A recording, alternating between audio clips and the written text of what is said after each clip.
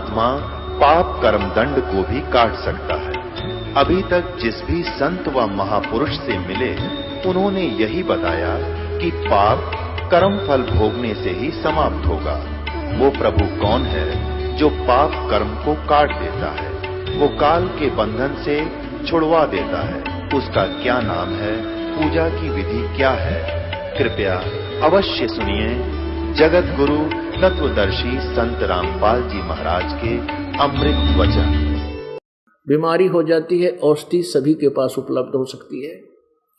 कहने का भाव यह है कि हम अब ये सोचते भी कोई ना कोई न्यू कहना भक्ति ना करेगा तो गधा बनेगा। धन्यो कहे इसी बात कहा करें, धन्यो क्यों कर कह गधा बनूंगा, लड़न में तैयार हो जाए बल्कि बिना ज्ञान का आदमी। और जब बुद्धिमान होगा कलेजा धड़कन लग जाएगा, गधा बनूंगा भक्ति ना करने से, तो उसका कलेजा धक धक करेगा, फिर वो डरेगा भगवान से, फिर तो भाई भक्ति तो करनी चाहिए, अनाड़ी उल्टा पड़ेगा। तो परमात्मा क्या बताते हैं, सुखदेव ने 84 भुगती बना पजावे खरवो, तेरी क्या बुनियाद पुरानी तू पेंडा पंथ पकड़वो। सुखदेव जैसे महर्षि ने भी गधे की योनि भोगनी पड़ी। सुखदेव ने 84 भुगती बना पजावे खरवो, तेरी क्या बुनियाद पुरानी तू पेंडा पंथ पकड़वो।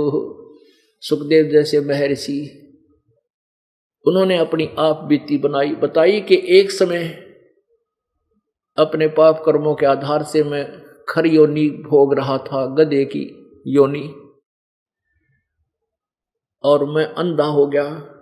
पुण्यात्माओं, मनुष्य जीवन में इंसान सद्भक्ति ना करके कोरे पाप इकट्ठे करता पूरे जीवन में, और ठोक ठोक कर भर लेता अपने उस पाप कर्मों के थैलों को, और यम के दूत फिर इसी के ऊपर लाद के लिए चलते कि उठा तेरे सामान और चली भागा गौले। फिर ये मनुष्य जीवन बर्बाद करके फिर अन्य प्राणियों के शरीरों में गधा बना, और गधा भी अंधा हो गया। कितने खोटे कर्म होंगे उस प्राणी के। तो क्या बताते हैं कि मैं गधे की योनि भोग रहा था, फिर अंधा हो गया। अत्यधिक काम लिया मेरे मालिक ने, क्योंकि गधे की डबल बिरानमाटी होया करे। एक पजावा लगाता है कुम्हार, पजावा यानी जिसको किलन बोलते हैं, ईंटों का ब्रिक्स किलन, और वो थोड़ी सी स्थान होती है, उसी स्थान पर जैसे पहले ईंट पकाई, घास फूस उसमें उपले वगैरह लकड़ी लगा के, फिर वो राख वहीं रह जाती है, उसके ऊपर फिर लगा देता है, फिर वो राख वहीं रह जाती है उसके ऊपर। इस तरह वो 30-40 फुट ऊंचा पहुंच जाता है, और ईंटें कच्ची तैयार करता है कहीं अलग से मैदान में, और ईंटें पक रही हैं ऊपर। पहले वो ईंटें, कच्ची ईंटें वहां मैदान से उस गधे द्वारा ऊपर ले जाता है, ऐसे चढ़ता गधा तो ऊंचाई ज्यादा बढ़ जाती है, और वहां कच्ची ईंटें उतार देता है और ऊपर पक्की ईंटें तैयार होती है। तो उस गधे की के कमर पर से उस थैले में कच्ची ईंट उतार कर तुरंत पक्की फटाफट भरकर उसका धक्का दे देता नीचे, चल 2 मारा डंडे। अब गधे की डबल बिरानमाटी हुआ करे, एक पल भी उसको चैन नहीं, खाली तो उल्टा आ जा ना, जाते समय भी लद्या जाएगा और आते समय भी लद्या होगा। अब परमात्मा क्या बता रहे हैं कि मैं अधिक काम करने से, सुखदेव जी कह रहे हैं मेरे मालिक ने बहुत कार्य लिया, मैं समय पर पानी भी नहीं पी सका, तो अंधा हो गया। अंधा हो गया तो मैं रिजेक्टेड हो गया, मेरे को लठ मार कर और घर से दूर छोड़ आया। मैं उसी रास्ते चलता चलता चलता चलता जंगल में, वन में पहुंच गया। वहां एक थोड़ा सा नाला था जिसके ऊपर का आदमी तो जंप लगा कर कूद जाता था। मुझे पता लगा नहीं, मैं उसके अंदर फिट हो गया, उसमें गिर गया, और गिर ऐसे गया कि नाड़ तो गर्दन तो आगे टिक गई और पीठ पीछे अड़ गई, पूरा नीचे भी ना गया, यानी ऊपर ही फंस गया। अब वहां से इक्का दुक्का व्यक्ति जंगल में 2-4 किलोमीटर से, कोई उस रास्ते एक आवे, कोई 2 दिन में एक आवे, कोई 1 दिन में एक आधा आया, उसने मेरे ऊपर पैर रखा और पार हो गया, यानी मेरी पुल बना लिया। मुझे निकाला नहीं किसी ने। हफ्ता 10 दिन तक प्यासा और भूखा वहां दुख पाके और मेरी मृत्यु हो गई। ये सुखदेव ऋषि जी पूर्व जन्म के संस्कार से भगवान शिव जी द्वारा सुनाई जा रही अमर कथा पार्वती जी से एक अंडे के गंदे तोते के गंदे अंडे में इस आत्मा ने वो ज्ञान सुना था। और पूरे संत के द्वारा जो कथा की जाती है उसका असर होता है, पेड़ पौधों तक भी हो जाता है, जीवों पर भी होता है। तो उससे उसकी कुछ बैटरी चार्ज होगी और कुछ पूरे जन्म के संस्कार थे, उन दोनों के संयोग से उसमें जन्म से ऐसी सिद्धि होगी कि आकाश में उड़ जाता था और स्वर्ग लोक पहुंच जाता था। स्वर्ग में उसको भगवान विष्णु के लोक में पहुंच जाता था। विष्णु के लोक में उसको रहने नहीं दिया, इसलिए कि उसने कोई गुरु धारण नहीं कर रखा था। ये नियम है एक कि गुरु बिन माला फेरते, गुरु बिन देते दान, गुरु बिन दोनों निष्फल हैं, चाहे पूछो वेद पुराण। फिर वो वापस आया, बहुत से ऋषियों से देवताओं से मिला, तो उन्होंने कहा कि मेरे को, सुखदेव जी ने कहा कि मेरे को भगवान विष्णु ने अपने स्वर्ग रूपी होटल में प्रवेश करने से मना कर दिया। सबने पूछा कि क्यों मना कर दिया, कि मेरे पास मैंने गुरु नहीं बना रखा। तो सभी ने यही कहा कि आप गुरु बना लो, गुरु के बिना कोई भी आध्यात्मिक कार्य सिद्ध नहीं हो सकता, ये नियम है प्रभु का। अब वो कहता है कि भगवान विष्णु से मैंने पूछा था कि प्रभु मेरे समान पृथ्वी पर कोई संत ऋषि नहीं है। तब परमात्मा ने कहा था, भगवान विष्णु ने कहा था कि ऋषि जी तेरी यह भी भूल है, ये अभिमान बोल रहा है तेरा कि तेरे समान कोई ऋषि नहीं।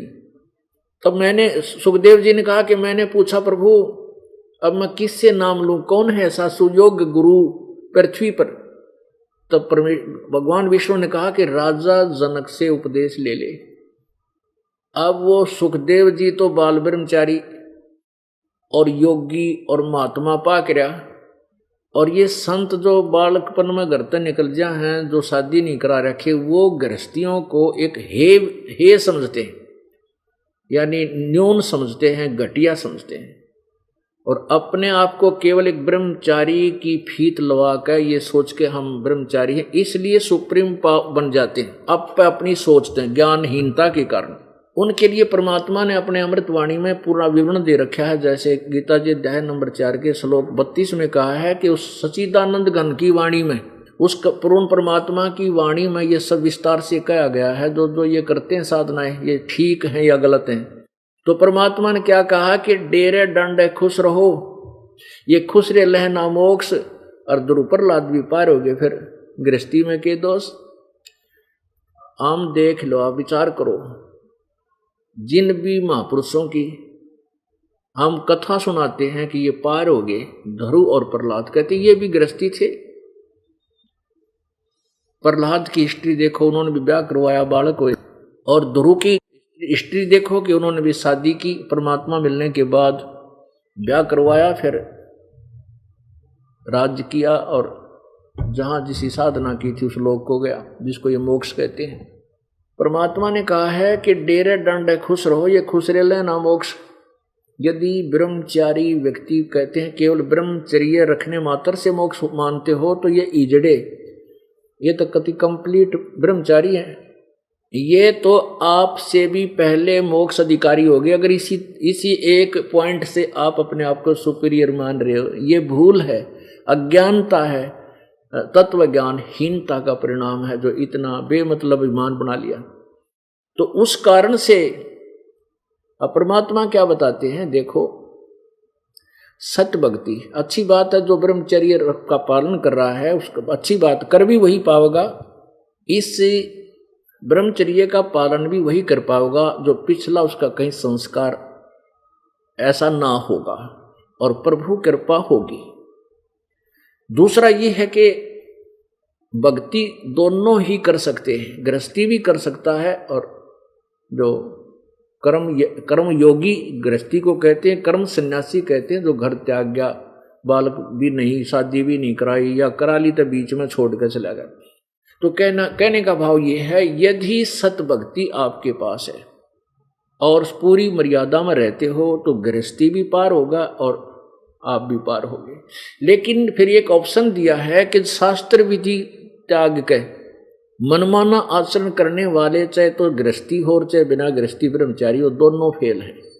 दूसरी बात ये भी कहा है कि जो गृहस्थी यानी कर्म योगी होता है उसमें अभिमान नहीं होता, और अभिमान काल का के द्वारा लगाया गया एक विकार जबरदस्त है, अहंकार। और अहंकार का और भगवान का बिल्कुल खड़ा एक्सीडेंट है। ये विपरीत, ये जो है ना समांतर ध्रुव है, यानी बिल्कुल एक दूसरे को ऐसे रिफ्लेक्ट कर देते। भगवान उस अभिमानी व्यक्ति का निकट भी नहीं आओगा जिसमें जरा सा भी किसी प्रकार का, चाहे भक्ति का हो गया, चाहे किसी ने सेवा का हो गया, चाहे कोई दान करने का हो गया, या कोई संतान का हो गया, किसी प्रकार का भी अभिमान आपके अंदर है, प्रभु कोसों दूर होगा आपसे। तो परमात्मा क्या बताते हैं कि फिर भी जो गृहस्थ कर्म योगी हैं और कर्म सन्यासी हैं, कर्म सन्यासी जो घर त्याग गए, उन कर्म सन्यासियों में एक बुरी बीमारी है, अभिमान हुए बिना रह नहीं सकता, यह बट नेचुरल है। और इस समय अभिमान मान लेते कि हमने घर त्याग दिया। उसके लिए परमात्मा कहते हैं एक नारी त्याग दीनी 5 नारी गैल वे, पाया न द्वारा मुक्ति का सुखदेव करीब सैल वे। एक औरत त्याग दी कि ये भक्ति बाधक मानकर, और ये 5 औरत साथरी तरह काम, क्रोध, मोह, लोभ, अहंकार, लालच, अभिमान, कहते इन त्याग बेटा, जब त्यागी बनेगा। अगर तू एक नारी को त्यागने से ही अपने को निर्बाध मान चुका है, नहीं, अभी तो 5 और तेरे साथ है। एक नारी त्याग दीनी 5 नारी गैल वे, पाया न द्वारा मुक्ति का सुखदेव करीब सैल वे। अब वह 5वीं नारी उसके लिए और थी, सुखदेव के साथ अभिमान, अहंकार। कहने लगे भगवान विष्णु ने मुझे कहा है कि राजा जनक से नाम लो। राजा जनक गृहस्थी भाई और कैसे शीश निभाऊं जाई। कहते हैं सुखदेव बोले ज्ञान विवेका, अपनी तरफ से न होगा, बड़ा सोच समझ कर विवेक से बात करी।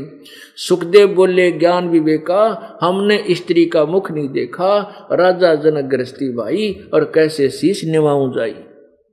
कहते मैंने तो स्त्री का मुंह भी नहीं देखा और मैं तो बाल ब्रह्मचारी हूं, यह अभिमान हो गया। और वो तो गृहस्थी आदमी है, उसको कैसे माथा टेकूं जाके, मेरी तो इज्जत उतर जा।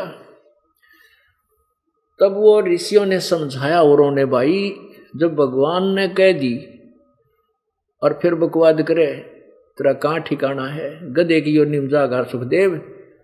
सोच ले, ये 2 दिन की बैटरी चार्ज है तेरी, या डिस्चार्ज भी होगी एक दिन, या पिछले जन्म के संस्कार तेने ठाए फिर रहे हैं। अब जब उसको ये शब्द सुनने को मिला कि गधे की योनि पाएगा, एकदम कहते हैं गाम का ज्ञान का चमका सा होश है। एक देसी कहावत है हरियाणा की, नो क्या करूं भाई, घाम मारना माने गर्मी सेध जा। भादवे के अंदर जब ये महीना चलेगा जो भादवा, तो इस भादवे के महीने में खेतों में काम करनी है किसान और मजदूर। नो क्या करते हुए थोड़ी सी देर गर्मी महसूस हुई थी, मुझे गर्मी हानि कर गई, गर्मी ने मुझे हानि कर दी, उसको घाम मारना कहते हैं, घाम मार गया।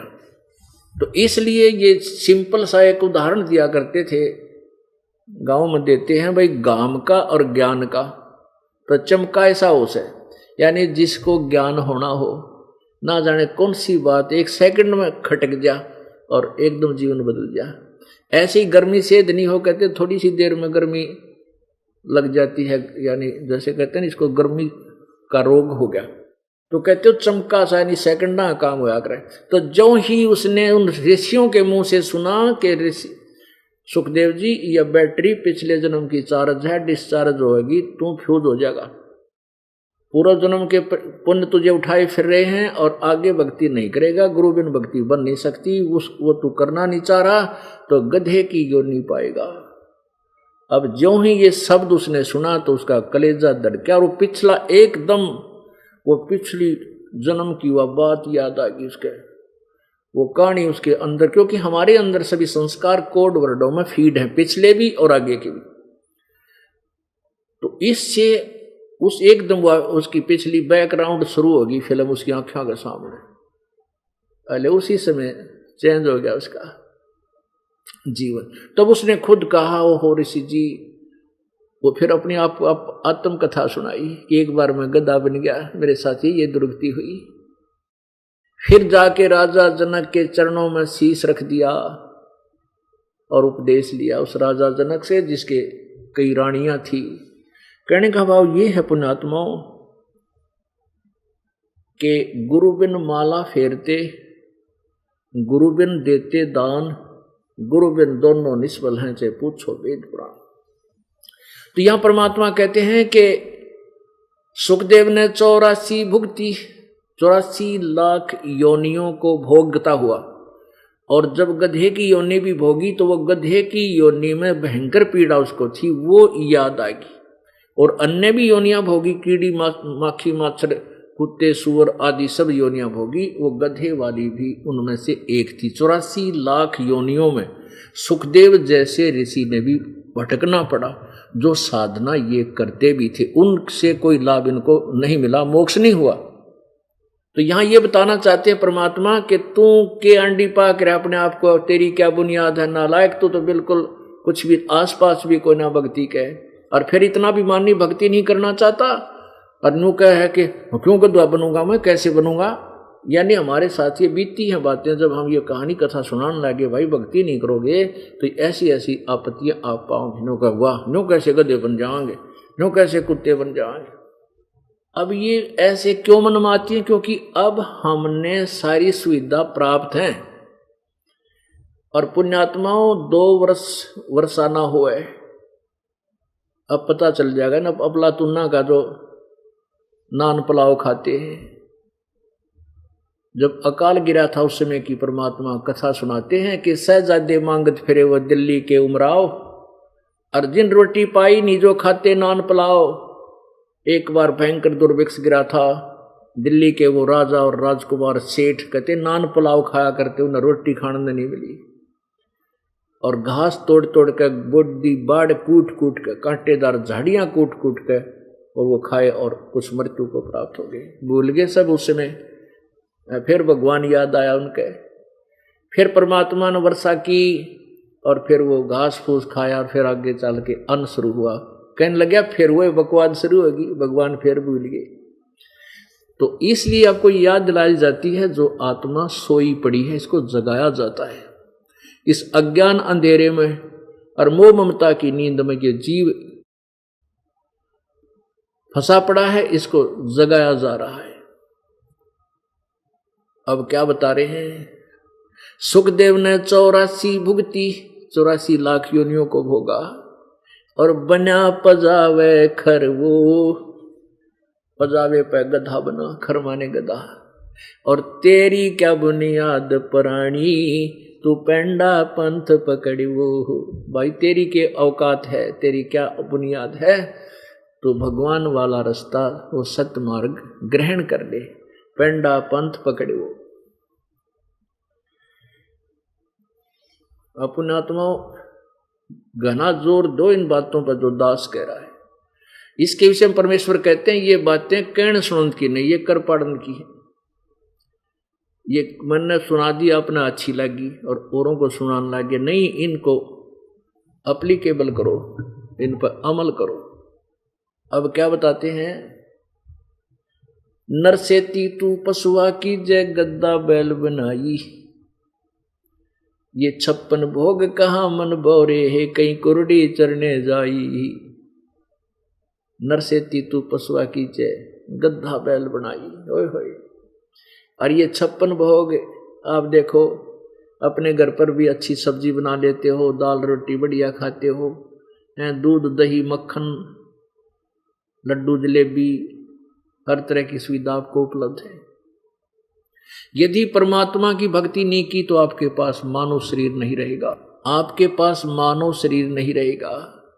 मानव शरीर नहीं रहेगा तो ये सुविधा नहीं रहेंगी। फिर क्या बताते हैं कि नरसेती नर्त मनुष्य तो फिर पशुआ की जय गद्दा बैल बनाई, ये 56 भोग कहाँ मन बोरे, कि कुरडी चरने जाई। फिर पीछे तू पशुआ की जय दीजे बैल बनाए, चार पहर जंगल में डोले तेरा तो ना पेट भराए। पुणात्माओं, हमारा जो है बिटर एक्सपीरियंस है, क्योंकि इस दास का जन्म किसान परिवार में हुआ और बैल जितना दुखी कोई प्राणी नहीं। गधे को भी थोड़ी बहुत चैन मिल जाए पर बैल को कती नहीं। नाथ डाल दी जाती है, नाक में एक रस्सी डाल के और रस्सा बांध लिया जाता है और फिर उसको हल में जोत दिया जाता है। सुबह 6 बजे जोड़ देता, जैसे आजकल 6 बजे 5 बजे चल लेते थे घर से। हमारा जो चाचा जी था बैलों को लेकर, हम तो उठा भी ना करते, सोते जो वो खेत में जा लेता था और जाते ही बैलों को शुरू कर देता हल जोतना उनके द्वारा। अब उन बैलों ने रात ने खाना खा लिया, रात्रि में सो खा लिया चारा, फिर उनको चारा नहीं चढ़ने देगा, क्योंकि वो चारा क्या होगा उसका, हरी हरी जवार खड़ी, बाजरा खड़ा, गेहूं खड़े बराबर में, और बीच की खाली जमीन को उसने गुड़ाना है, उसको बाना होता है, जोतना है। तो अब एक पशु को 1 घंटा काम करने के बाद जोर की भूख लग जाती है, फिर वो खाना चाहता है पड़ोस में, जैसे घास, किसी की खेती है, फसल है, घास है तो वो हाल ही नहीं खाने देगा क्योंकि उसके काम में बाधा आएगी। तो वो उसको दोपहर को के समय जो भी आला सूखा जो आहार मिलेगा वो मिलेगा उसने खाने को, और फिर तुरंत फिर हल जोत दिया जाएगा। शाम को 7 बजे के बाद घर पर आएगा। आते उसको क्या आहार मिलेगा उसके भाग्य में है। अब क्या कहते परमात्मा, जुबान छीनी गई, मुंह तो बोल कर नहीं बता सकता मुझे प्यास लगी है, भूख लगी है, या मेरे पेट में दर्द है, या पैर में कोई पीड़ा हो रही है। हमारा एक बैल था, वो बातें अब धक धक करती हैं दिल में आकर के, एकदम स्ट्राइक करती हैं और तेरा गजब होइयो। हे परमात्मा, ऐसी दुर्गति होती हमारी जब मालिक ना मिलते, ये भक्ति ना मिलती। क्या होती कि एक बैल था हमारा बहुत ही अच्छा, और उसको क्या हुआ, मालिक की लीला, कष्ट अपने कर्म के होते हैं। किसी व्यक्ति ने कोई कील, चोबा होता ना कील, ये 1.5 इंच की, उसकी ऊपर की कैप टूट गई थी और रिजेक्टेड होगी, गली में फेंक दी। और बैल सुबह सुबह अंधेरे में लेकर के हाली लेकर गया, वो पैर में घुस गई, पिछले पैरों के खुरों के बीच में, और बैल ने लंग भी की, लंग करने लगा पैर से, तो कोई डले पत्थर लाग के वह कति अंदर गहरी चली गई। उस समय अंधेरा था, खेत में पहुंचा तो थोड़ी रोशनी हुई, और बैल बहुत लंग करता हुआ चल रहा है, लंगड़ा के चल रहा है। तो वहां क्या बताते थे जो समझदार हाली होते थे दूसरे किसान, वो ये कहा करते कि बैल का ऊंचे नीचे में पैर रखा जावे तो उसकी नस पे नस चढ़ जाती है, उसको रोकना नहीं चाहिए, सारा दिन काम लेता रहे, ताकि नहीं तो वो फिर बिल्कुल कंडम हो जाएगा। उस चलने से ही वो नस पे नस ठीक हो जाती, ऐसा विधान है, वो हो जाते थे ऐसे। लेकिन उसकी नस पे नस ना चढ़ रही थी, वो चल गई, उसका कील लगी हुई थी। आली ने सारा दिन काम लिया, चाहे वो किसी तरह दुख पाया, चलता रहा उस उद्देश्य से कि ये ठीक हो जाएगा, लेकिन शाम तक वो ज्यादा ही कंडम हो गया। तो घर पे आया तो वो 3 पैरों से ही चल रहा था, वो आते ही बैठ गया, कुछ नहीं खाया उसने। सुबह उठाने लगे, कुछ उठा ही नहीं, मुंह खोल लिया, जीभ निकाल ली, ऐसे गर्दन रख दी, और पैर सूज गया, सोजन आ गई पूरी पैर पर, जिसमें कील लगी थी ऊपर तक सोजन आ गई, वो कितना जंग लगी हुई थी। तो हाली ने उसको छोड़ दिया, किसी और का बैल पड़ोसी का था, उस पैर उससे लेकर चला गया, फिर अपना नया ले आए। वो उन्होंने सोचा था हो जाएगा 2 दिन में ठीक, लेकिन 1 महीने तक वो नहीं उठ पाया। खाना चारा छोड़ दिया उसने, पानी भी मुश्किल से 1 आध घूंट पीवे, थोड़ा बहुत चारा खावे। अब कोई किसी से बुलाकर, ऐसे देसी वैद्य होया करते गाँव में, आज से 40 साल पहले की बात है, बल्कि 50 वर्ष पहले की। तो उस समय क्या था कि किसी ने आकर देखा कि इसका सोजन आ गई घुटने तक, अब पुण्यात्मा उसने सोची घुटने में कोई इसका जो ना घुटने में कोई दिक्कत है, उस घुटने के ऊपर पट्टी बांधनी शुरू कर दी गर्म, दवाई दुई ला के उसके। अब पैर वह कील तो लग, चोट तो लगी है खुर में नीचे, और पट्टी बांधे घुटने के। 1 महीने में जाकर के उस बैल का अपने आप वो पक के, वो पहले खुरों के बीच में हाथ उथ मार के सारा देख लिया, लेकिन वो अंदर घुस गई, डले लाग पत्थर कंकर लग लग के घुस गई अंदर, ना थी, बाहर दिखाई ना दी, और वहां कोई जख्म दिखे नहीं। तो इस प्रकार चारों खुरों को चेक भी कर लिया, कुछ पाया को नहीं। 1 महीने के बाद वो अपने आप पक के और खुरों के बीच से जब मवाद निकलने लगा, जब देखा रे तेरा गजब हुई हो, इसके तो बैल के खुरों में कोई गड़बड़ थी। फिर उसका हाथ उठ ला के देखा, वो जख्म सा हो रहा था, कुछ अंदर देखा भी कोई चीज ना हो, इसमें कोई कील ना लगी हो, कोई कंकर फंस गई हो।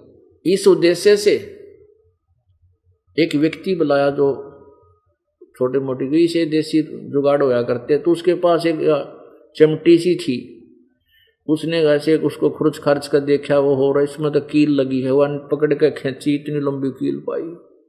तब बैल उस दिन शाम ने चारा चरण लग गया और 5-4 दिन में वो स्वस्थ हो गया। अब पुण्यात्माओं, जब वो मनुष्य शरीर में था, वो नालायक, वो ने बकवाद करे था, मैं क्यों गधा बन जाऊंगा, कैसे बैल बन जाऊंगा, न्यू कुकुर कह दी ना, उसने सोची भी ना होगी, त्रिया दुर्गति हो जाएगी। अब परमात्मा ने ऐसे ऐसे प्रमाण दे रखे हैं, ऐसे ऐसे ज्ञान दिया है, और फिर भी हमारा दिल नहीं धड़कता, तो हम पत्थर हो गए, इंसान रहे को नहीं। अब पुण्यात्मा मनुष्य जीवन में था, वो हर चीज मांग के ले था, बोल सकता था मुझे ये चाहिए, घर वालों से लड़ाई भी कर देता, तुम ना सब्जी क्यों नहीं बनाई, मैं नहीं खाता, थाली फेंक दे ठा के, लाग 2 घूटी बकवाद करके। अब फिर आंख खुलेंगी तो पशु चुन्नी में डालेगा। तो अब सत्संग में आने से वो इसको ये ज्ञान हो जाएगा और उस आपत्ति से बच सकता है। अब इसलिए परमात्मा कहते हैं कि अब वो बोल के भी नहीं बता सके था तेरे कहाँ दर्द है, और जब मनुष्य जीवन में था, वह जुबान काम करे थी, भगवान रटा को नहीं, परमात्मा की गुण नहीं गाए। तो इसलिए परमात्मा कहते हैं जीव या तो वाय बलि जो रटे हरि नाम, और नहीं तो काट के फेंक दो, मुख में बलो नहीं चाहो। इसका इस जीव का कितना महत्व है कि केवल भगवान भजो, अच्छे वचन बोलो, ऐसे वचन मत बोलो किसी की आत्मा दुख जाए। इस जीव ने तलवार का काम नहीं करना चाहिए। तो ये ज्ञान आपको सत्संग में आने से ही होगा। और पुण्यात्माओं, 2 बात होती है, ये ज्ञान आपको कोई और भी बता सकता है, लेकिन उसके वचन का आप पर प्रभाव नहीं पड़ेगा।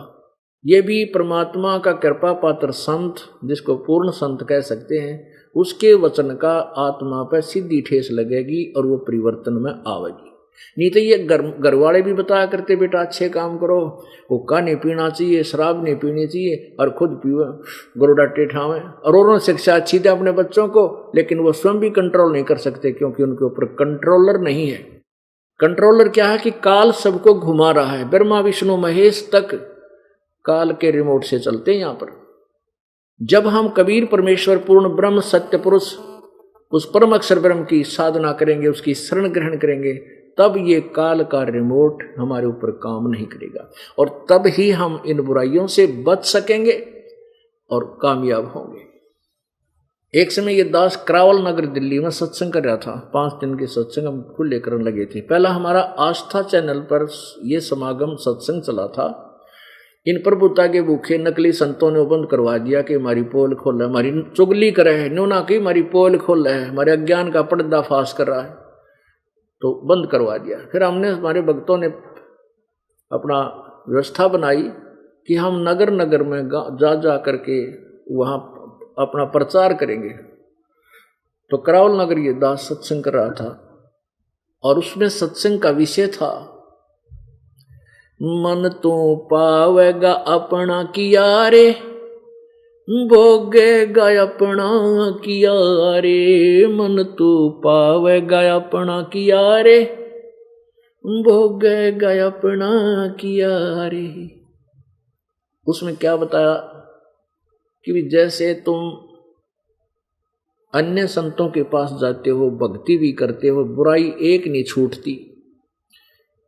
अब जैसे वो संत, कुछ ऐसे पंथ हैं जो ये कहते हैं कि अन्य देवताओं की पूजा नहीं करनी, श्राद्ध भी नहीं निकालने, ये नहीं करना, वो नियम तो वही बता देते हैं जो हमें भक्ति मार्ग में चाहिए, लेकिन उनके पास उन भूतों को, पितरों को, देवताओं को रोकने की कोई पावर शब्द में नहीं है। तो वो जितने भी ये पंथी हैं ये नाम भी ले रहे हैं और फिर सारी क्रिया करते हैं। क्या कहते हैं कि हमने गुरुजी ने कह तो रखा कि पूजनी को ना देवता भी, ना श्राद्ध, भूत पूजने नहीं, ना कोई देव पूजा करनी है, लेकिन हमने कुछ दिन छोड़ दी थी, हमारा तो दूना नुकसान होने लग गया। तो इसलिए नाम तो गुरुजी का हम ले ही रहे हैं और पूजा ये सारी करनी पड़े और करनी चाहिए, ये नहीं छोड़नी चाहिए। तो वो क्या कहते, इसलिए वो नाम उपदेशी भी हैं और सब बुराइयां भी करते हैं, हुक्का भी पी ले और गुटी छुट्टी भी लाने की कोई आंट ना रही, क्योंकि मर्यादा नहीं रह सकती जब तक परमात्मा का सहयोग नहीं रहेगा। तो कहने का भाव ये है कि अन्य संत भी यही वचन सुनाते हैं, भाई अच्छे काम करो, चोरी ना करो, रिश्वत मत लो, बुराई ना करो, किसी की ठगी मत करो, लेकिन उनके द्वारा कही गई बात का असर नहीं हो सकता। क्यों नहीं हो सकता? अब जैसे आप संसारी व्यक्ति हो, बान भाई जितने हैं, और एक गृहस्थी व्यक्ति को ना जाने कितनी आवश्यकताएं उसकी होती हैं और वो पूर्ति ना हो, कुछ दिन तो वो सेट रहेगा, लेकिन आखिर में कोई ना कोई हथखंडा अपनावेगा, वो झूठ बोलनी पड़ेगी, झूठ भी बोल देगा, क्योंकि उसको इतनी आवश्यकता होगी कि उसके बस की बात रही कोई नहीं। और जो साधना वो कर रहा है उससे कोई उसको सहारा मिल नहीं सकता, क्योंकि वो शास्त्र विधि रहित है। गीता जी अध्याय नंबर 16 के श्लोक नंबर 23 में लिखा कि शास्त्र विधि को त्याग कर जो मनमाना आचरण करते हैं, मनमाने नाम जाप करते हैं, मनमानी पूजा करते हैं, उनको ना तो कोई सुख हो है, ना उनका कार्य सिद्ध हो और ना उनकी गति हो, यानी यूजलेस। अब परमात्मा के इस अटल विधान के अनुसार उनकी साधना तो शास्त्र विरुद्ध, जितने भी ये संत पंथ, इस दास ने सबके साधना का पता है, वो क्या बताते हैं, सबकी साधना शास्त्र विरुद्ध है, शास्त्र विधि रहित है। इसलिए समाज भक्ति भी खूब कर रहा है, लाखों और करोड़ों, किसी भी संत ने देख ले, लाखों और करोड़ों से कम उनके शिष्य नहीं, और दूनी जो है ना गिरावट मानवता में आती जा रही है। कारण यही है कि संत की शरण किस लिए ली थी? इसलिए ली थी कि संत से भगवान मिलता है, गुरु के बिना परमात्मा मिल नहीं सकता। इसलिए उन संतों के पास ये प्राणी दो तरह के गए, एक तो भगवान के चाहने वाले सुखी हैं, सारा सुख है उनके पास वर्तमान में जब वो संत के पास गए, लेकिन पिछले संस्कार से उनमें प्रेरणा है कि भगवान भजना चाहिए, तो उन संतों के पास पहुंच गए। और कुछ दुखी गए भी, भगवान सुख देता है लेकिन संत के माध्यम से देता है, इस उद्देश्य से उनके पास पहुंच गए। जो दुखी गए थे वो तो और दुखी हो गए, और जो सुखी थे वो 2, 4, 5, 10 वर्ष तक ठीक रहे, फिर उनकी दुर्गति शुरू होगी। अब इस दास के पास यहाँ आ रहे हैं, कोई कहता मैंने 25 साल हो गए राधा स्वामी का नाम ले रखा था, मैंने 20 वर्ष हो गए धन धन सतुरु का, कोई कह मैंने 15 साल हो गए जय गुरुदेव का, कोई कह मैं सतपाल का फंस रहा था, कोई न कहा उस बालयोगी सर ने इसी तीसी कर दी, मारी सारा नाश हुआ पड़ा है, 20 साल उसके पास रहे। अब वो क्यों, अब जब तक सुख था, पिछले पुण्य ठीक थे, तो ये सोच रहे थे इन संतों ने जो भक्ति बताई इससे लाभ हो रहा है। और जब वह विरानमट्टी शुरू हुई घर में, वो कष्ट आए, शरीर में दुख आ गई, अब वह कित गई भक्ति थारी? ये आपके पिछले पुण्य थे। जब वह बैटरी डिस्चार्ज होगी पुनः आड़ी तो एक कदम फ्यूज हो जाती है। ये जैसे इन्वर्टर की बैटरी चार्ज है, आगे चार्जर ला नहीं रखा, तो जब तक उसका अक्षमता वो है पहले की चार्ज संग्रह, तो वो चलाओगी, पंखे भी चल रहे हैं, कूलर भी चल रहा है, खूब ठाठ हो रहे हैं, लाइट भी जग रही है, और जब वो बैटरी डिस्चार्ज हो जाएगी एक कदम फ्यूज होंगे, एक भी नहीं चला। तो ऐसे जब तक पुण्य अच्छे थे, उन पुण्यात्माओं के सोच रहे थे हमारे गुरुजी बड़े पहुंचे हुए हैं और बड़े नाम दे रखे हैं, 5 नाम दे दिए, 3 दे दिए, क्रिया बता दी, ये सारी शास्त्र विरुद्ध है। कोई भी ये नाम प्रमाणित नहीं है किसी सदग्रंथ में, तो ये नाम देते जिस विधि से, तो इसलिए उनको लाभ हुआ नहीं। अब वो लाभ नहीं हुआ तो फिर चोरी चप्पा बकवाद न्यों की न्यों करनी पड़ेंगी, ये बस की बात नहीं जीव का है। इसी प्रकार ये गदर हो जाते हैं। पहले क्या करा करते, पुराने समय में अकाल गिर जाते थे, वर्षा कम होती थी, तो एक समुदाय दूसरे समुदाय के ऊपर अटैक कर देता था, एक गोत्र दूसरे गोत्र के ऊपर अटैक कर देता था, उनके धन लूट लेते, उसके धाड़ बोला करते, उनकी भैंस खोल लेते। तो ऐसे गदर होया करें जब भगवान का सारा छूट जाता है। तो परमात्मा सब कुछ कर सकता है, आपको धन भी दे सकता है, आपके रोग भी काट सकता है, आपकी आवश्यकता भी परमात्मा पूरी कर सकता और नहीं कर सकता। और यदि आप अपने तरीके से साहूकार बनना चाहोगे, चोरी करके रिश्वत लेकर 2 के 20 बना के, आपको एक झटका भगवान ऐसा दे देगा, आपकी सारी कमाई भी जाएगी और आप भी हो सकता ना रहो, और वो पाप रह जाएंगे जिस धन को कमाने के लिए जो पाप किए थे वो तो आपके साथ रहेंगे, धन रहेगा नहीं। जैसे आपको कई बार सुनाते हैं कि एक भक्त ने अपनी आप आत्मकथा सुनाई, इकलौता पुत्र था, दोनों गुर्दे खराब हो गए, दोनों किडनी फेल होगी, लाखों रुपये लाग गए, और लड़का तो स्वस्थ हो गया, किसी का गुर्दा किसी ने डोनेट कर दिया और उससे पहले काफी पैसे खर्च हो चुके थे। लड़का ठीक हो गया, खुशी मनाई, 6 महीने बिल्कुल ओके हो गया, इकलौता पुत्र था, फिर बस एक्सीडेंट में मर गया। अब वो टक्कर मार कर हो रहा है परिवार। तो वो क्या कहता है कि फिर उसने जब ये कथा सुनी, ज्ञान सुना कि परमात्मा, जब तक आप पूर्ण परमेश्वर की शरण में नहीं आओगे कबीर देव की, तब तक आपको वर्क डन मिलेगा, आपका पूर्व का संस्कार मिलेगा, जब तक वही, उससे ज्यादा नहीं मिल सकेगा, चाहे कितना ही जतन कर लेना। अब कोई चोरी करके साहूकार बनता है, फिर वो पैसा नहीं रहेगा। एक मान ले एक व्यक्ति ने कोई हेरा फेरी करके 10-20 हजार रुपये कमा लिए, एक भैंस मर गया 50 हजार की। अब वो हेरा फेरी करके जो पैसे इकट्ठे करे थे वो तो रहे को नहीं, दूने और गए, और वो पाप रह गए न्यो के न्यो, जो दोष करे थे वो अपराध ज्यों के त्यों। तो ऐसे ही उस भक्त ने फिर वो कथा सुनाई कि मैं बहुत पापी था, अपराधी व्यक्ति था, मेरे को थोड़ी सजा दी भगवान ने। अब आपके ज्ञान के इस रोशनी में मुझे अपने पाप दिखाई दिए, मैंने के कुकर्म किए। मैं 2 रुपये की रील लाता था और 35 रुपये बेचा करता। पहले कैसेट की रील 40 थी, ये टेप रिकॉर्डर की, और नकली मोहर लाकर उनको सोनी की बना के बेचा करता 35 की। और कोई आ जाता, महीने 6 महीने किसी की चल जाती, किसी की ना चलती, उन्हें फेंक देता था, भाग जा, हमने ठेका ले रखा, टूट गई तो टूट गई है। और मैं थोड़े से दिनों में लाखों रुपये कमा लिए। 2 लाख कमाए थे, 3.5 लाख रुपये मेरे लागे छोरे के उस ऑपरेशन में और उसकी ट्रीटमेंट में, और छोरा भी, लड़का भी ना रहा। अब परमात्मा यही याद दिलाना चाहते हैं कि मासा घटे ना तल बदे, विद ना लिखे जो लेख, और सच्चा सतगुरु मेट के ऊपर मार दे मेघ। अब जब तक आप परम संत की शरण में नहीं आते, कबीर परमेश्वर की विधिवत साधना नहीं करते, नकली कबीर पंथियों संतों से नहीं आपको लाभ होगा, क्योंकि साधनाएं गलत हैं, शास्त्र विरुद्ध है। तो तब तक आप केवल अपना कर्म ही मिलेगा। और आपने हेराफेरी करके अपने भाग से ज्यादा करने का चेष्टा की, तो वही एक झटके में आपका वो पैसा तो रहेगा ही नहीं, क्योंकि आपके भाग्य में है ही नहीं, और वो पाप और हो जाएंगे।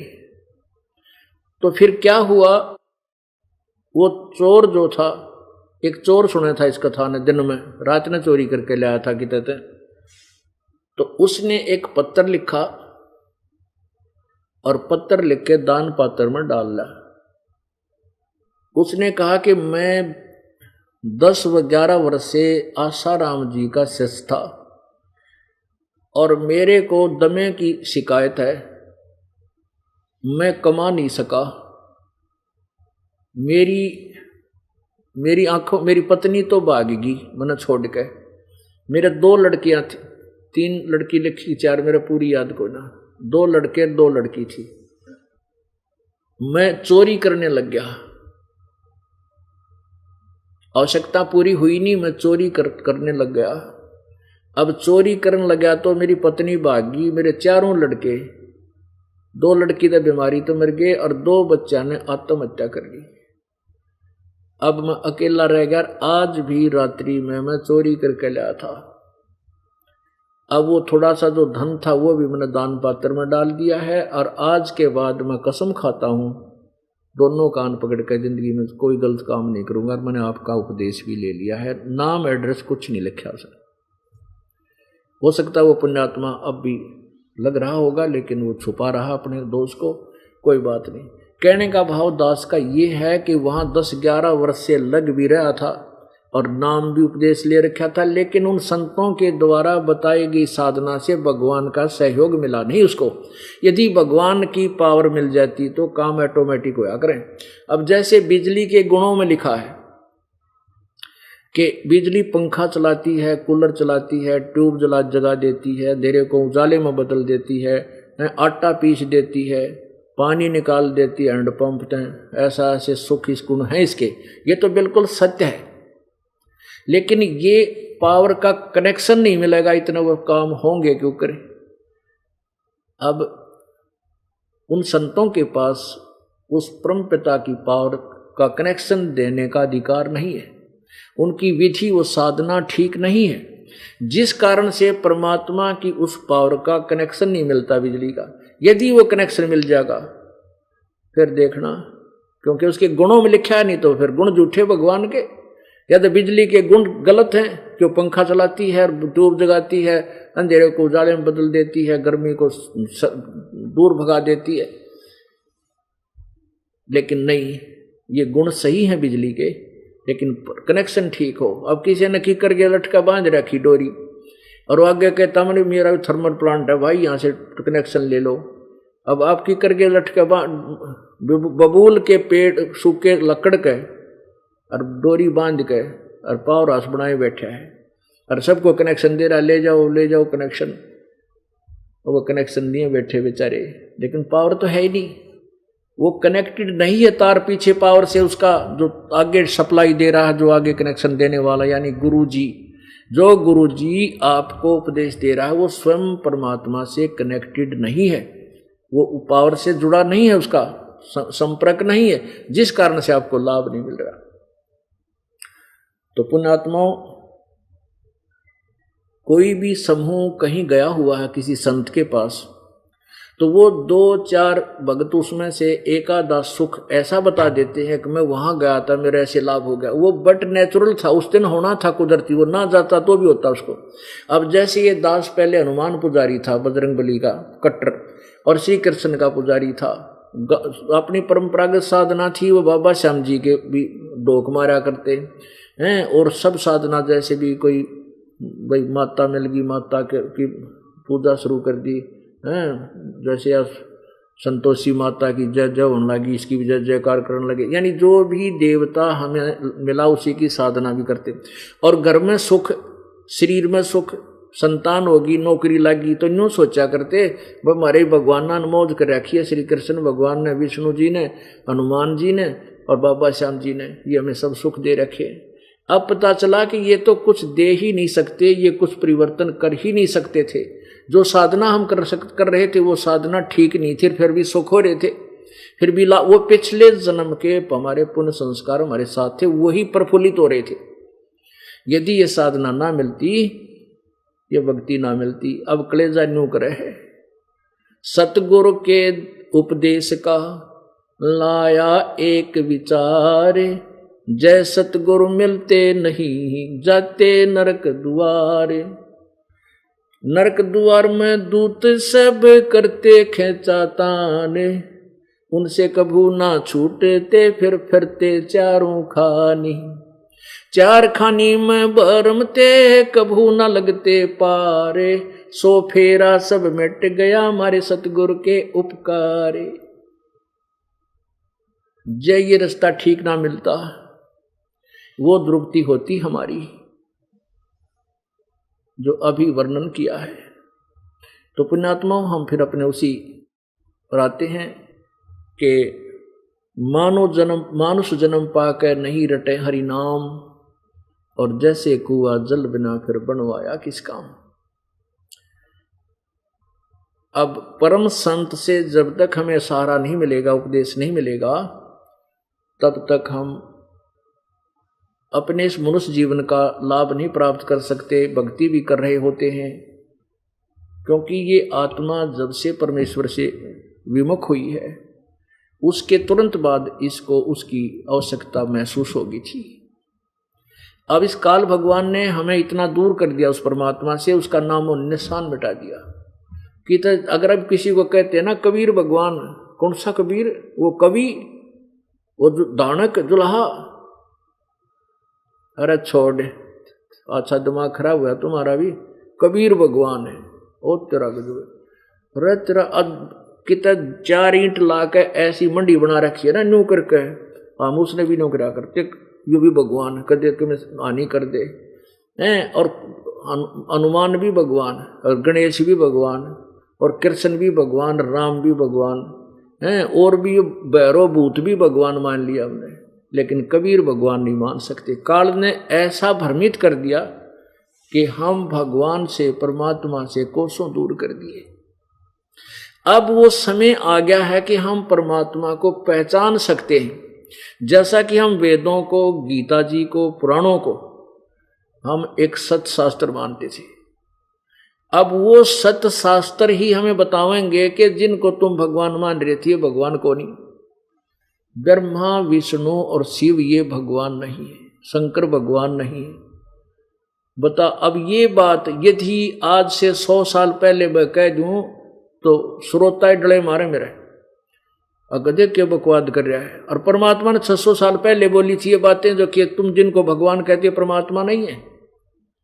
अब दास नहीं कह रहा, आपको उनकी हिस्ट्री दिखाता हूं, क्योंकि प्रमाण देखे बिना आज कोई मान नहीं सकता, क्योंकि काल ने हमें इतना भ्रमित करा दिया। अपने तीनों पुत्रों का ऑपरेशन आसक्त करवा दिया कि ये भगवान मान्य रहे और किसी को परमात्मा माने नहीं, और मेरे जाल से ये निकल ना जा। अब तो परमेश्वर आता है तभी यह ज्ञान हमारा हटता है। कबीर परमात्मा आए, उन्होंने 600 वर्ष पहले ये ज्ञान हमें बताया अपनी उस कबीर वाणी में, अपनी उस सच्चिदानंद घन की वाणी में, जो गीता जी अध्याय नंबर 4 के श्लोक 32 में जिसके विषय में विवरण है, उसमें परमेश्वर ने यह सत्य ज्ञान ज्यों का तो बता रखा, जो आज सदग्रंथ हमें प्रमाण कर रहे हैं। जिनको हम सदग्रंथ मानते थे, सच्चे जिनको पर हम आश्रित थे, हिंदू समाज के व्यक्ति, वही आज हमें बता रहे हैं कि सचमुच कबीर जी जो कह रहे थे वही बात सत्य है कि ये भगवान नहीं है। ब्रह्मा, विष्णु, महेश और शंकर ये भगवान नहीं है। ये देखिएगा, ये श्री शिव महापुराण हिंदी टीका सहित। अब देखो, यह श्री शिव महापुराण, यह है विधि विदारधी विद्या आवृद्धि पंडित ज्वाला प्रसाद जी मिश्रकृत हिंदी टीका सहित, खेमराज श्री कृष्ण दास प्रकाशन बंबई। अब इसमें आपको दिखाते हैं, अब पहले तो ये दिखाते हैं कि ब्रह्मा, विष्णु, महेश का जनक कौन है। ये देखिएगा, ये है रुद्र संहिता, शिव पुराण पृष्ठ 2, रुद्र संहिता भाग 2 अध्याय 1 में मंत्र नंबर 17 में कहा है कि ब्रह्मा, विष्णु और महेश, ब्रह्मा, विष्णु, महेश ये तीनों देवता शिव के अंग से प्रकट हैं। अब इसका वास्तव क्या अर्थ है कि ब्रह्मा, विष्णु और महेश, ये शिव कौन है? ये काल है, ज्योति निरंजन है। ये शिव ब्रह्मा, महाशिव, महाब्रह्मा, महाविष्णु का रूप धारण करके प्रकट होता है। इसलिए ये कहें तीनों देवता ब्रह्मा, विष्णु और महेश, ये तीनों देवता शिव से के अंग हैं, अंग से प्रकट हुए। अब आगे देखो, अब आपको दिखाते हैं विद्वेश्वर संहिता। अब थोड़ा सा मौखिक सुना करके यथार्थ बात पर हम आएंगे कि ब्रह्मा, विष्णु, महेश ये भगवान नहीं है। ये अपना शिवपुराण बता रहा है। एक बार ब्रह्मा और विष्णु का झगड़ा हो गया इस बात पे, ब्रह्मा कहता मैं तेरा बाप, विष्णु कहता मैं तेरा बाप, तो इन दोनों का गुट बाज गया, झगड़ा हो गया, लड़ाई होगी। तो कहते हैं फिर वो काल ने, वो शिव कहते हैं इसको शिव, लेकिन ये शिव काल है, ये ब्रह्म है, और ब्रह्म से ऊपर दो शक्ति और हैं, पर ब्रह्म और पूर्ण ब्रह्म।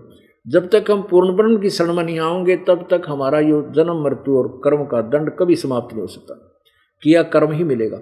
अब क्या हुआ, दोनों में झगड़ा हो गया तो फिर उसने बीच में एक तेजों में सतम डाल दिया, एक खंभा खड़ा कर दिया। एक उन दोनों लड़ रहे ब्रह्मा और विष्णु के बीच में एक तेजों में सतम यानी खंभा खड़ा कर दिया। तेजों में इतना लंबा, उसके ऊपर नीचे का उन्हें कोई हिसाब किताब नहीं आया। तो वो उन दोनों ने वो डर गए एकदम, लड़ाई तो छोड़ दी। फिर सोचा भी मैं ऊपर देख का हूँ, ये कहाँ तक है, एक नीचे चाल पड़ा। ब्रह्मा ने आकर झूठ बोल दिया कि मैंने इसका एंड प्राप्त कर लिया, आखिरी छोर देख लिया। विष्णु ने आके सच्ची बता दी, वह मुझे तो कुछ इसका और छोर मिला नहीं। इसलिए फिर कहते हैं वो काल प्रकट हो गया शिव रूप में। ये काल क्या करता है, इन्हीं तीनों में तो दोनों की लड़ाई है तो शिव रूप में उत्पन्न हो गया। और विष्णु की ब्रह्मा की कवासनी होगी तो ब्रह्मा रूप विष्णु रूप में आ जाएगा। शिव और ब्रह्मा की तो कोई ऐसी बात बन गई तो ऐसे ये भ्रमित कर रहा है। तब ये क्या सोचते रहे कि जो यो काल के बेटे हैं शंकर ब्रह्मा विष्णु महेश, यही तीनों रूप धारण करते हैं। वो है काल और वो ब्रह्म और है। उसने प्रतिज्ञा की है कि मैं अपनी वास्तविकता किसी को नहीं बताऊंगा, मैं अव्यक्त रहूंगा और अपने वास्तविक काल रूप में कभी किसी के सामने प्रकट नहीं होऊंगा। गीता जी अध्याय नंबर 11 के श्लोक नंबर 47-48 में ये गीता ज्ञानदाता काल श्री कृष्ण में प्रवेश कर उसमें से बाहर निकल कर बोल दिखा रहा है कि देख मेरा ये रूप है असली, और ये रूप आज से पहले ना किसी ने देखा, तेरे तो पहला अर्जुन और ना आगे कोई किसी नहीं देख सकता, ना किसी जप से ना तप से ना वेदों में वर्णित विधि से मेरे वास्तविक रूप को कोई नहीं देख सकता। तो इसने कसम खाई है, इन्हें प्रतिज्ञा की, इसलिए ये अपने वास्तविक रूप में ना करके शिव रूप में प्रकट हो जाए कि ब्रह्मा रूप में, कहीं विष्णु रूप में। तो ये भ्रमित रहते हैं। इसलिए ब्रह्मा का भ्रम हो गया कि मैं, और ऋषि जन कहें कि आप ब्रह्मा जी आपके रूप में आप ही भगवान हो, मैंने साधना की थी ब्रह्म की और आप मेरे सामने प्रकट हो गए, आप परमात्मा हो, आप ही सृष्टि के रचने वाले हो आपके। फिर ऐसे ही वो काल की कोई साधना करता ब्रह्म की ऋषि, वेदानुसार तो किसी को विष्णु रूप में दर्शन दे देता है। तो विष्णु का आगे कहते हैं, वो ऋषिजन कहते हैं हे भगवान आप ही परमात्मा हो, आप ही ब्रह्म हो, हमने आपकी भक्ति की, आपने दर्शन दिए, आपने ये आशीर्वाद दिया, आप तो छुपा रहे हो, आप ही की कम नाभि से ब्रह्मा उत्पन्न हुआ है। अब विष्णु जी फूल गया मैं भगवान, उधर ब्रह्मा के विषय में कह दो ब्रह्मा फूल जा मैं भगवान, तो इनकी नो लड़ाई होगी केवल दंत कथा सुन के। तो उस लड़ाई को मिटाने के लिए यू काल प्रकट हो गया। ब्रह्मा का लिखा है कि 5 मुख थे, एक काट दिया, 4 रह गए, तो ना झूठ बोली। इसलिए अब उनको समझाने लगा ये काल। वो काल क्या बोलता है कि सुन ले मेरे वचन, ये देखिएगा, ये वही शिवपुराण विद्वेश्वर संहिता, शिवपुराण अध्याय नंबर 17 ना श्लोक पृष्ठ नंबर 17, और ये देखिएगा विद्वेश्वर संहिता अध्याय 9। और यहां से हम लेंगे थोड़ा सा अंश ही सुनाएंगे। अब ये काल बोलता है शिव रूप में प्रकट होकर, मेरे सकल और निष्कल भेद से 2 स्वरूप हैं, ब्रह्मा विष्णु को बता रहा है, परंतु और ईश्वर नहीं है। ये काल बता रहा है कि परंतु और ईश्वर नहीं है, इस कारण से उनके 2 रूप नहीं हो सकते। पहला सतम रूप और पीछे मूर्तिमान रूप धारण किया है। इसमें ब्रह्म रूप निष्कल है, निष्कल है, ये निष्फल नहीं, और इस रूप सगुण है। मेरे ये दोनों रूप सिद्ध हैं, दूसरे किसी के नहीं हो सकते। इस कारण तुम दोनों को अथवा दूसरों को ईश्वर तब की प्राप्ति नहीं हो सकती। काल बोल रहा है, ब्रह्मा और विष्णु को कह रहा है कि तुम ईश्वर नहीं बन सकते। तुमने जो अज्ञानता से अपने आप को ईश यानी भगवान माना, यह बड़ा ही अद्भुत हुआ, यह बड़ा ही अद्भुत हुआ। इसके दूर करने को ही मैं रण स्थान में आया। अब तुम अपना अभिमान त्याग कर मुझ ईश्वर में अपनी बुद्धि लगाओ। मेरे प्रसाद से लोक में सब अर्थ प्रकाश करते हैं। अब पुण्यात्माओं क्या स्पष्ट हुआ? काल कहता है कि ब्रह्मा और विष्णु तुम भगवान नहीं हो, तुम ईश नहीं हो, और तुमने मूर्खता के कारण यह अभिमान हो गया कि भगवान हैं। इसको तुम्हारी बुद्धि सेट करने के लिए मैं अब तुम्हारे पास आया हूं। अब आगे देखो, अब देखो प्रश्न नंबर 18 पे, विद्वेश्वर संहिता भाग 1 अध्याय नंबर 10। यहां क्या कहा है कि पुत्रो, यु काल कह रहा बेटो, हे पुत्रो, ब्रह्मा और विष्णु को ये काल सदाशिव, हे पुत्रो, यह कृत आपने तप से प्राप्त किया है। कौन सा कृत? ब्रह्मा को उत्पत्ति का, विष्णु को पालन का और सतिथि का, पालन या सतिथि का। यह कृत आपने तप से प्राप्त किया है जो कि सृष्टि की उत्पत्ति और पालन कहता है, सो मैंने प्रसन्न होकर तुम्हें दिया है। इसी प्रकार दूसरे 2 कृत रुद्र और महेश को प्रदान किए हैं, परंतु अनुग्रह कृत कोई भी पाने में समर्थ नहीं है। अब देखो 4 हो गए हैं। एक तो ब्रह्मा और विष्णु जो उसको उत्पत्ति, सृष्टि उत्पत्ति और पालन का, और रुद्र और महेश को प्रदान किए दूसरे 2 कृत। और कहते हैं अनुग्रह नहीं कर सकते तुम, किसी के ऊपर मेर नहीं कर सकते, किसी के कर्म को कम बत्ती नहीं कर सकते, ये तुम्हारे पास नहीं है और तुम भगवान नहीं हो। अब क्या सिद्ध हो गया कि ब्रह्मा विष्णु महेश का पिता ये सदाशिव ब्रह्म रूपी काल है और ब्रह्मा विष्णु ये भगवान नहीं है। पुण्यात्मा, अब हमने इस बात याद आवा ना, पछले रट्टे लाया करते, ब्रह्मा विष्णु महेश अजरो अमर है, इनकी कोई माता पिता नहीं है। एक नहीं, लाखों की संख्या में, हजारों की संख्या में ये ब्राह्मण गुरु ऋषि महर्षि हमें ये उल्टा पाठ पढ़ाया करते। पुण्यात्मा, वो शिक्षक ठीक नहीं जो सिलेबस को भी नहीं परिचित नहीं है और आउट ऑफ सिलेबस अपने विद्यार्थियों को पढ़ा रहा, वो शत्रु है उनका। तो ऐसा ही कर्म इन अज्ञानी हिंदू गुरुओं ने हमारे साथ कर रखा था। इन्होंने हमारे सिलेबस को भी हमारे तक नहीं पहुंचाया। ये तो वही दंत कथा सुना के अपने अपने अनुभव न्यारे बना के हमें काल के जाल में झोंक गए कति। अब गुरुआ गांव बिगाड़े, संतो गुरुआ गांव बिगाड़े, ऐसे कर्म जीव कला दिए, ईब जड़े ना जाड़े।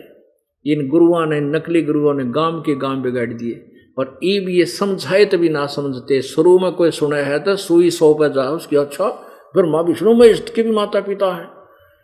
रतिरा गजब हो, उनकी हिस्ट्री में लिखा है, उनके जीवनी में लिखा है, तुम देखते लो पढ़ के, तो उनका दोष नहीं बेचारों का, क्योंकि उनको पाठ गलत पढ़ा दिया। अब वो पुराना रंग जो था लाखों वर्षों का चढ़ रहा है, तो अब पुण्यात्माओं धीरे धीरे वो उतरेगा और ये ओरिजिनल पेंट ईब यथार्थ ज्ञान का हो जाएगा। आने वाली पीढ़ी कति सुखी हो जाएगी। ठीक है, हमने चाहे कितना संघर्ष करना पड़ो और कितना कष्ट उठाना पड़ो, यो काम ड्यूटी दी है भगवान ने। जब तक सांस रहेंगे, आखिरी सांस तक ये दास ये डंडोरा पीटेगा।